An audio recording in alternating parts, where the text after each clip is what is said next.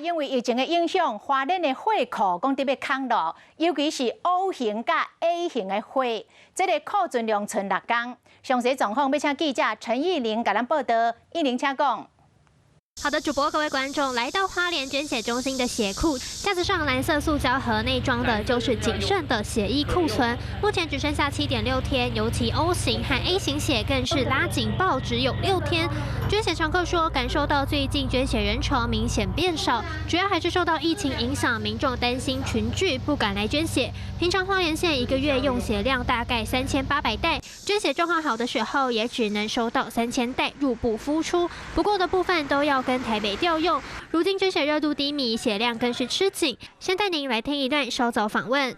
这2年因为疫情的关系，因为远距教学这关系，我们在上个学期其实所有的学校都没有去办理捐血了。 除了疫情进入暑假，也让血库更加吃紧，不少民众安排出游行程，捐血量降低许多。花莲又是观光热点，人潮多，意外也多，让用血量增加，导致捐的少，用的多，才出现血库告急的状况。捐血中心已经协调医院将血液优先用在急重症患者，捐血中心也呼吁民众赶紧挽起袖子来捐血。以上就是现场最新情况，先将时间交还给棚内。 毋那花莲娘娘，讲全台湾的火库拢咧欠火，婚姻的网络人气美食大人哥汤仔鸡原本已经停业了，为着要带动大家来捐火，讲只要前30个捐火捐500cc 的民众，就送一只汤仔鸡。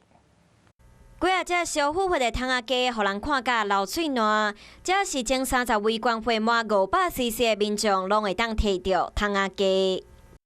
那前年我们有很多北部的朋友说，希望可以到北部办那个跟捐血活动这里一样的。目前全台湾的火库拢在欠火，和原本已经停业的网络人气美食大人哥汤仔鸡举办捐火送汤仔鸡活动，希望吸引更较侪人来捐火。